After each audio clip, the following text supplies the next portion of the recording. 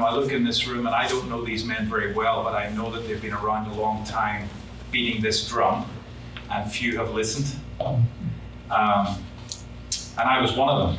I was totally blind to this. I grew up in a very conservative Baptist background. Nothing wrong with that, but I was very much in the line of missions was a special call for a few, and that to step into mission, you step out of what you knew into something very different that we called ministry, and that was missions. And through a series of events in my life, the leader of our work in the Muslim world, just some exposure that I got back in about 2011, 2012, I realized that I had missed something, and the missions movement actually had missed something, or had forgotten something, because this has not always been true of even the modern mission movement, and that we had to make some major changes. It resulted in Moody hearing me talk about this and asking me to write about it, which I was very reluctant. But now it's resulting in lots of massive change in our organization, because we realized we were built to do something else, and now we have to restructure to actually facilitate this happening.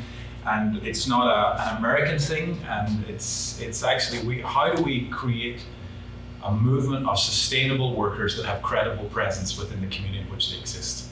So I've been given the slot of global trends, but I believe that this is not first and foremost about global trends. You'll find out by some, and these are not an exhaustive list of what's going on in the world today at all, but these are some of the trends that actually say that what we're talking about over these next 3 to 4 days should not be a little niche idea in the missions world. It's actually, I believe, within 5, maybe 10 years, going to be the primary way that the people of God engage with the nations. Amen. For lots of reasons. This is only one of them, right? For me, the most fundamental reason is because of what I read in Scripture. But that's not my job. Somebody else gets to do that. But really, right off the bat, is our passion, our desire is to engage the people of God with the mission of God, because that's why they were created.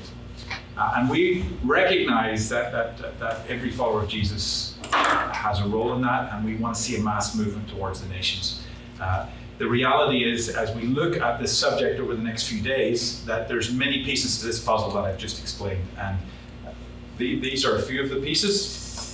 And we're going to look at it in the context of a changing world. We as an organization have been around for about 61 years now. And if you take a snapshot of the world 61 years ago, and today, it's vastly different. And that speed of change is accelerating every year. Futurists tell us that more change happened in the first 12 years of this, from 2000 to 2012, than the whole of the last century put together, right? And they say that same amount of change will happen in about 7 years. It's already happened. And then, so the speed of change is accelerating greatly. And so we're living in a world that's changing dramatically. The reality is that most of our systems, processes, and structures in mission agencies were built for 60 years ago, 50 years ago. Someone wrote in the book, Exponential Organizations, the quote, I can't remember who quoted it, said, if your organization was built for success in the 20th century, it's doomed to failure in the 21st. So, and then this is the fast-changing world we live in. And so this is something that we have to wrestle with. And of course, in the Scriptures, we see that there was a group of men that showed up to support David, and all of the rest of the groups were known for their fierceness, their ability in battle. And then this group of men showed up, the men of Issachar, and they were known for this, that they understood the times and knew what Israel had to do. Critical that happened. And so we as the followers of Jesus, I believe, need to be students of the time, but not just students, because I meet a lot of people that love to sit in a room and talk about change and innovation, but I don't meet too many who are willing to actually do something about it. And so the do part in that statement is critical as we look at this complex world and actually go beyond the look and go beyond the idea to change. And of course, you've probably all heard this statement before. If you dislike change, you're going to dislike irrelevance even more. And that's what I believe we're heading to, even as a church and a mission agency world, if we don't make all of these changes. So let me jump into the puzzle pieces. We're going to move this through at breakneck speed. One of the first shifts, and some of these are looking at the what we call headwinds when we look at trends. What are the headwinds? What are the things that are happening out there in the world that are slowing us down, right?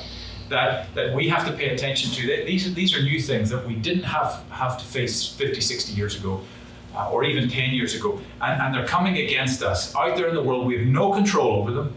They're there, and they're headwinds. If you've ever flown an airplane, you know if there's a big headwind, you're going to get there late. However, if you have a tailwind, I'm flying to Dublin tomorrow, and if we have a tailwind, what can often be an 8.5-hour flight, I've gone as quickly as 6.5 hours with a really good tailwind.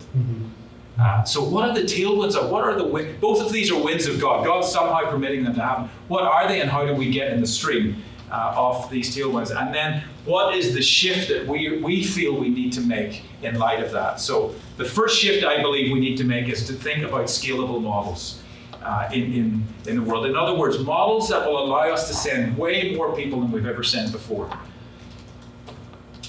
When we look at our grand task, there's about 3 billion people in the world who have little to no access to the gospel. When we started as an organization, that number was below 2 billion.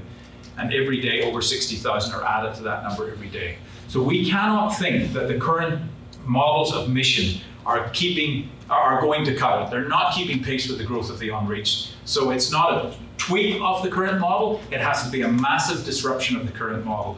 I'm not saying that everything has to go and that everything we're doing today in the current model is bad, not at all. But we have to have a very, very clear look at it and say something exponential has to happen, something very scalable has to happen, because we are falling behind in the task of the Great Commission. And if you look at the models we've developed over these last years to where we are today in how many believers, how many followers of Jesus we've engaged in the idea of full-time mission. Now I hate that term, but this is what we use. How many believers have we engaged who have looked at our missions models and said, if that's mission, I fit. Or conversely, if that's missions, I don't fit.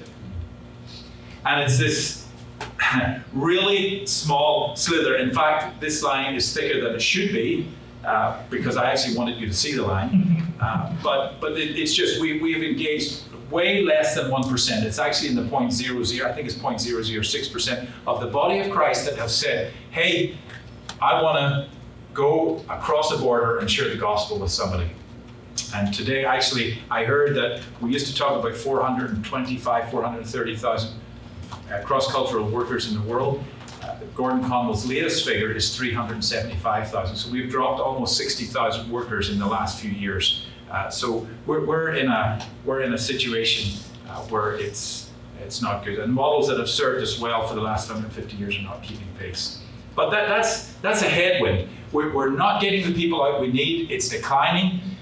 But there's a tailwind that's happening, and it's called the Church in the Global South. And when we started, sorry, that number has dropped on my screen here, but when we started 60 years ago, there was 35% of the global church lived down here, and 65 up here. So North America, Western Europe. And today, that has changed, and they say by 2020, as much as 80% of the global church will be in what they call the Global South here. Of course, Latin America, probably by then, will have well over 100 million believers. You've got Africa, India, China, where the church is growing rapidly, and this is very exciting. But what it means is that we have to look at our models. And here's something for many that don't think of this from the West, is that the models of mission today were built by the West for the West. And they don't fit the Global South for many reasons. One of them is financially. That if we are to see the Global South step into mission, raising support is not going to work. I'm told that almost 50% of Brazilians earn $220 a month or less. If you want to join OM, go to the Near East where a lot of unreached people live, and we're one of the cheaper mission agencies to join when it comes to raising support. If you're raising your own support, it's about $2,500 a month. You do the math that you show up to your pastor and say, oh, by the way, I need 10 times your salary to go to a month to go to do this. It's not going to work. So we need models that where God is at work, this whole new army of people can step in and that we can see a vast number doing that. We can scale that number up, and the support raising model, quite frankly, it's not scalable. Why? Because it's not very sustainable. And so we believe one of the big shifts we have to make in our mission models is we have to move from a model that has created dependency, and this is not a West and the rest dependency. If we raise support, there's a certain amount of dependency we put on other people. And so, again, not saying it's completely bad, but we're saying we can't scale that. So we have to find it. If we can find sustainable models, we can scale it much greater. And we have to get away from this idea that missions is for a few, this little line that actually is for the many, it's for everyone. And that we're not satisfied that we've mobilized point-something% of the body of Christ. We're shooting to actually engage the whole body of Christ with the whole gospel to the whole world, as Anne said. Okay, I need to keep moving more quickly. Global access. This is a massive shift in the last 60 years. Currently today, 80% of the world's population live in countries that are hostile to mission activity. You know, whenever OM started, and even up until maybe 20 years ago, you could get a missionary visa to go to places like Russia. You could get a missionary visa to go to parts of Central Asia, East Asia. Today, that's almost a thing of the past. And even what's happening today is that many governments, many countries are catching on to what I call the perpetual tourist or the perpetual student. So people that have gone in on a student visa into a country, and 10 years later, they're still learning the language. And they're going, we know what you're here for, and they're not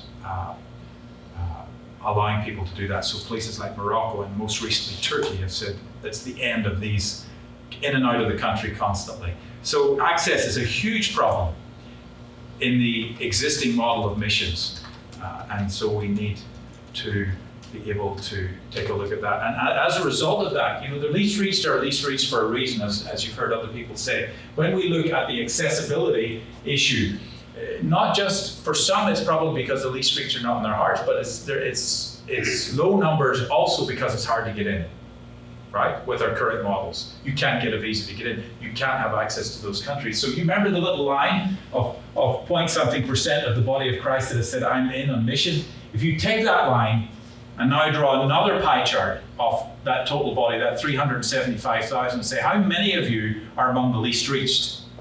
You're down to this little sliver. So I think the total is about 13,000 of our 375,000 are in the parts of the world where the vast majority of the people who will have no access to the gospel live.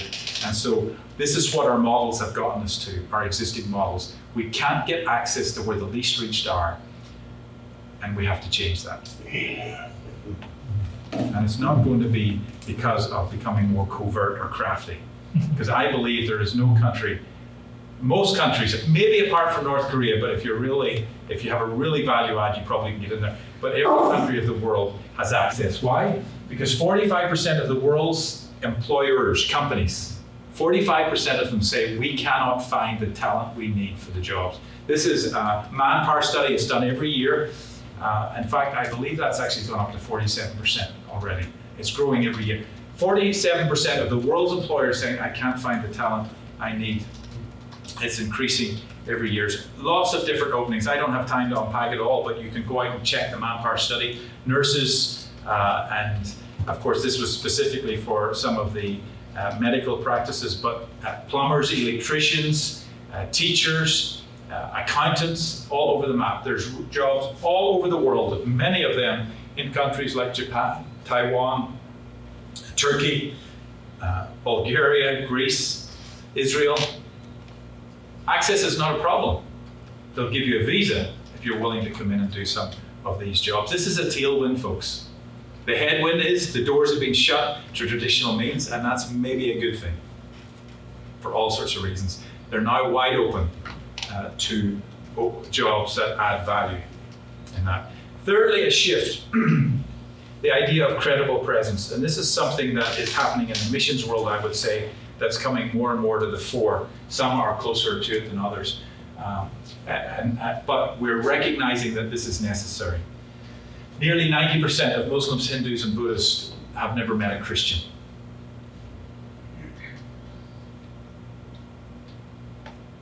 Do you see a problem?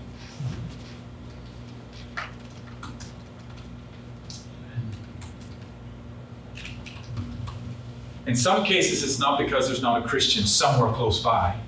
It's because that Christian is not in an environment where the vast majority of people are going to see them, because they're living a covert life, and we're going to come back to this in a minute.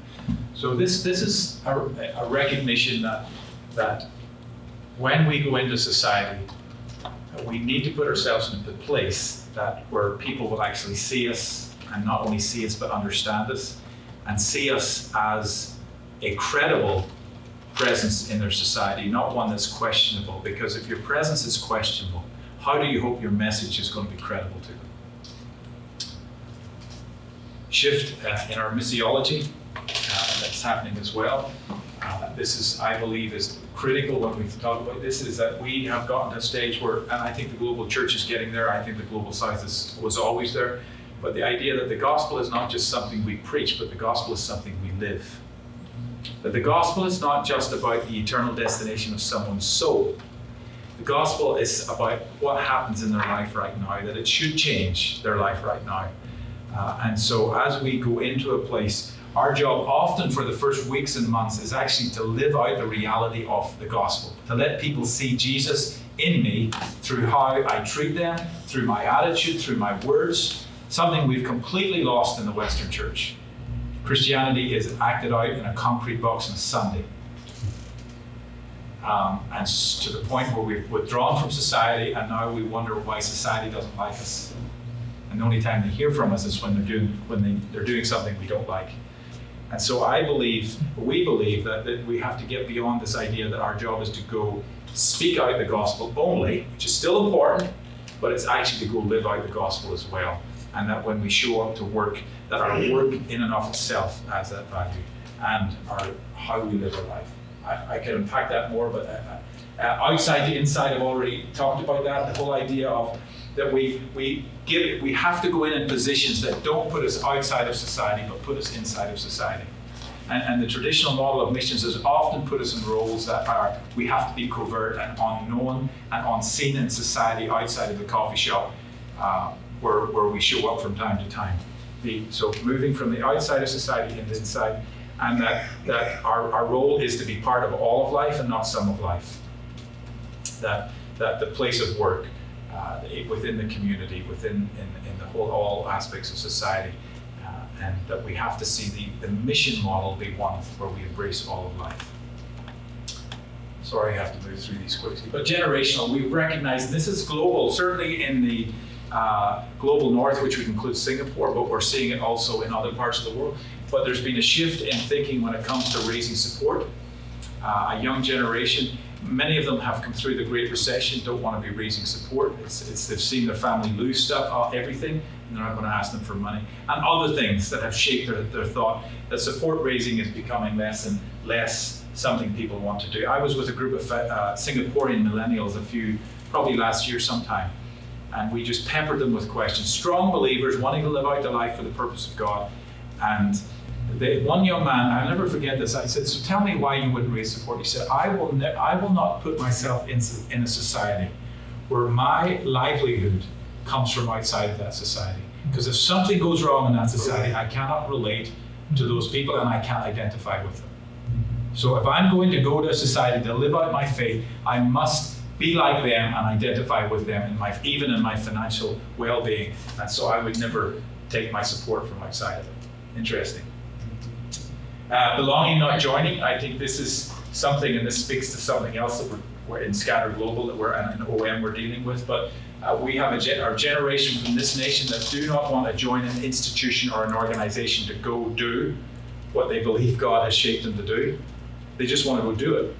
So they'll belong to a cause. They want to belong to a greater cause, but they don't believe they have to join an organization to do it. That has huge repercussions for mission agencies, by the way, and the church. And then all of life versus sacred to sacred. I was brought up in a generation where there was a sacred-secular divide in everything we did. And the secular aspect had very little value, if any, in the kingdom.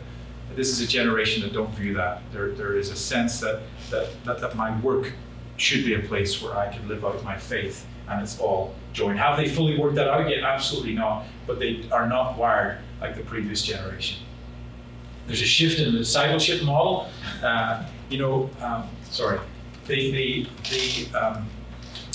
what we're seeing, we have the Muslim world leaders in right now in our office, and they were, just once again reiterating this thought that as we are going into these least reached parts, the primary model that's being used now, and it's called many different things, but it's this whole thing of inviting people into the teachings of Jesus. So you're basically introducing people to Jesus' teaching in the New Testament. It's not evangelism, actually. It's inviting, so you're not going straight to the cross, you're inviting people into the study of the teachings of Jesus. And through that, so you invite them into the community to study the teachings of Jesus, which is really discipleship. That's what he told us to do. Go and teach everybody what I taught you, discipleship. And then at some point they go, I love this Jesus. I love what I'm reading here. And they step into relationship with Jesus, which is the flip of what we used to do. We used to evangelize, then disciple, and then when we thought they were solid enough, we invited them into community, right? So that's been flipped on its head. And so what it means is that what we're looking for today is actually people who are willing to go and invite people into those teachings of Jesus. And there's a few, and I'll just keep moving in this one because it's related to this next one, but you don't lose that fact because it's really critical when it comes to saying, well, how on earth does somebody who's an engineer in Saudi Arabia get time to do ministry, right? Which is probably one of the biggest questions I get. Yeah. It's like, because there's a theological underpinning that we need to get to, and I'm sure we will. But this whole idea, actually, we're just wanting people to see your life and go, wow, there's something different about you, and you then invite them in to find out why they're different, why that's different. Let me introduce you to the teachings that cause me to live this different way. And so what this also means in the context of the Global South Church, and again, there's lots more material here, but I need to move quickly. The Global South Church and this idea of discipleship, it means there's a shift in role. This is critical, okay? So when it comes to us in the West, that's us.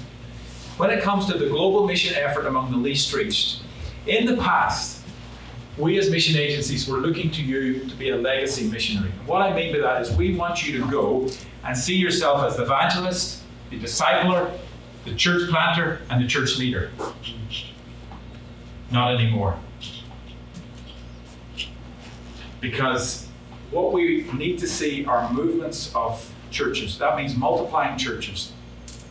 If we want to see the least reached with the gospel of Jesus Christ, that means a church that plants a church that plants a church, or what we call in OM a vibrant community that sees a vibrant community that sees a vibrant community. That's what we want to see. Research tells us that can only happen when local leadership is in place, right? So our job then is no longer to be the church planter in the sense that we're going to lead that church. Our role is simply to be a catalytic disciple. To come in there, to find a way to interact with society that's sustainable, scalable, credible, interact with society and with the people around us, those people that look at our life and go, wow, there's something different about you. And then we get an opportunity to invite them into that discipleship place, in the community. Can I come to your house and talk to you about the teachings of Jesus and invite them in that journey? And then when people start to show interest, what we believe we need to do is quickly find someone who's local, who's come to know Jesus, to be the leader of that group, and we make sure that they're developed to train. Now, there's going to be some other guys local to that area that can help take them to the next stage. But for the vast majority of people that will leave this country to go overseas, and we hope there's tens of thousands, the vast majority of them should go as catalytic disciples, which I believe means everybody can do this. If you can find a job, and you know what it means to live out your life for the glory of God in everything you do, sooner or later, this is not part of this message, but sooner or later, somebody's going to notice. Because the glory of God is that attractive. And then your job is to step in and say, let me teach you what that means. So major shift that will impact how you go. Global migration. Of course, people are going everywhere all over the world. We have lots of least reached, or people that were least reached are now within reach because they're in our neighborhoods that we have to pay attention to, and the global mission effort. That means that most of you, wherever you are today, living out your faith before you may go overseas, can actually practice this among least reached peoples somewhere in your city or your neighborhood, I'm sure. Technology has allowed us to get the gospel into the hands. certainly the spoken word, the written word into people's hands now. It's certainly in all of our lifetime, if we last most of us live another 10 years, God willing, we will see a time where everybody will have access to the printed word or the spoken word. But we also believe that they should also be able to have access to someone living it out so that they can see and understand it in a different context. But that's happening in our generation, which is a massive tailwind that we need to jump into. So these are some of the pieces, and I'll leave it here. Scalable models that will allow us, and to do that we need sustainable models. We need models that will allow us, or ways that will get us access into these countries, that will give us credible presence so that they see our message and say, that is real and you're real, I want to hear more. In the context of the new roles in the global mission effort, that means most of us will be catalytic disciples, not legacy missionaries.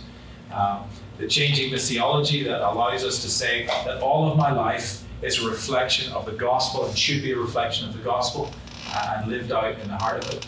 And I get to make disciples of 1, 2, or 3 people around me until those local people rise up and start movements. We pivot to make sure we maximize the generational mindset. We embrace what God is already doing and scattering people all over the world and step into that. And we embrace technology in its fullest and best form. So those are some of the pieces. You see I have other pieces, but they don't fit into this section. So I'll stop there. Any questions, comments, emotional outbursts?